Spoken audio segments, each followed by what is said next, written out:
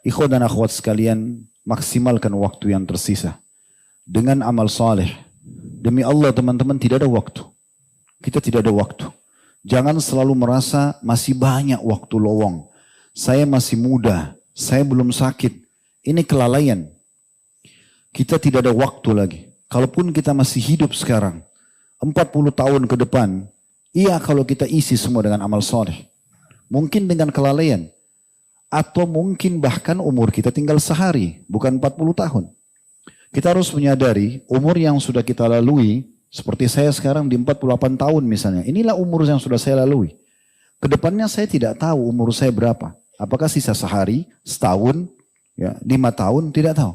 Tapi yang sebenarnya yang sudah kita lalui, ke depan ini bisa sama, bisa lebih atau bahkan bisa lebih sedikit. Tapi secara teori agama, kata Nabi SAW, umur umatku hanya 60 sampai 70. Sangat sedikit yang melalui itu. Berarti kita sudah mendekati peringatan-peringatan yang disampaikan oleh Nabi SAW. Jangan terus lalai. Di saat ada kesempatan beramal soleh, jangan disia-siakan. Ingat selalu firman Allah Subhanahu wa taala, "Wattaqu yawman turja'una fihi ila Allah." Hati-hatilah kalian, kata Allah. Ini firman turun dari 1400 tahun yang lalu untuk orang-orang beriman.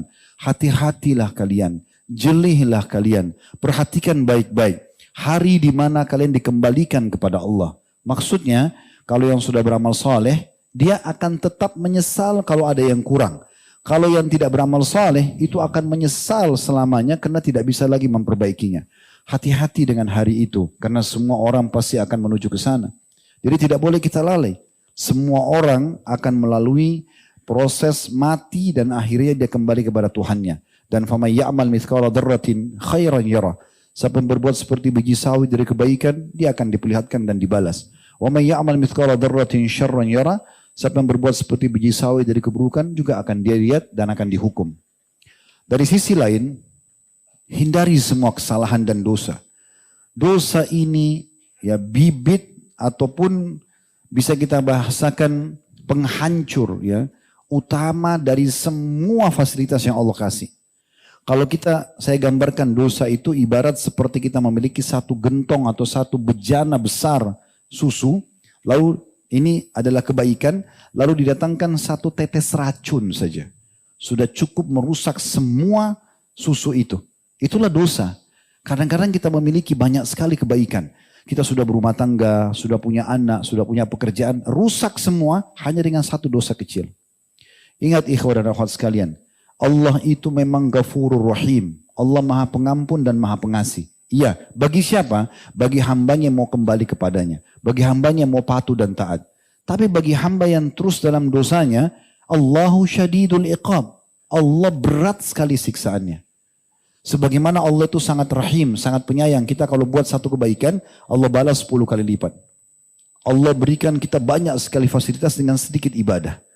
Tapi juga kalau kita buat dosa, hukuman Allah bisa lebih berat daripada perbuatan kita.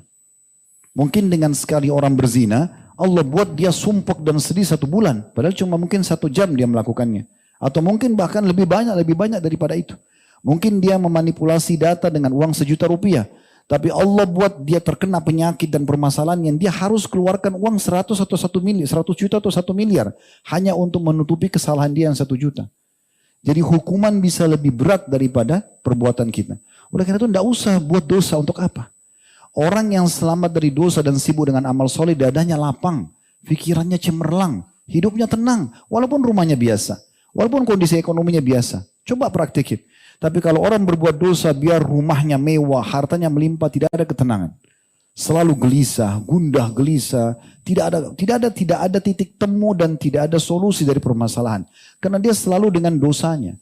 Dan ini pun memang masih bentuk kasih sayang Allah kepada dia, karena dengan dia diperingatkan seperti ini, dia tidak kena hukuman yang berat nanti pada hari kiamat. Oleh karena itu teman-teman sekalian, di saat Allah masih berikan kesempatan amal soleh, jangan sia-siakan. Di saat datang kesempatan dosa, tinggalkan. Sabar, jangan nikmati itu dosa. Karena dosa itu dimulai dengan kekhawatiran, diakhiri dengan penyesalan. Jadi fahami baik-baik poin ini, peringatan buat diri saya dan juga ikhwas sekalian. Dan yakinlah teman-teman sekalian, kalau kita bertakwa kepada Allah, firman Allah dalam surah At-Talaq, surah nomor 65 ayat yang masyhur, ayat 2, Allah mengatakan, وَمَنْ يَتَّقِ اللَّهَ يَجْعَلْ لَهُ مَخْرَجًا. Siapa yang bertakwa kepada Allah, selalu sibuk dari kepatuhan kepada kepatuhan yang lain, jauhkan diri dari pelanggaran dan pelanggaran yang lainnya, maka Allah akan berikan solusi dari semua permasalahan dia, baik dunia maupun akhirat. Dan Allah bilang wa yarzuqhu min haitsu la yahtasib. Allah pasti berikan rezeki dari tempat yang tidak disangka-sangka. Jadi kita pasti selamat, tenang dan mendapatkan semua fasilitas hanya dengan melakukan ketaatan dan meninggalkan dosa. Sumber permasalahan kita semuanya cuma satu, dosa. Itu saja. Makanya Ali bin Abi Thalib mengatakan, Allah telah memberitahukan kepada kalian sumber masalah kalian dan solusinya. Sumber masalah kalian dosa, solusinya adalah istighfar dan kembali kepada Allah Subhanahu wa ta'ala.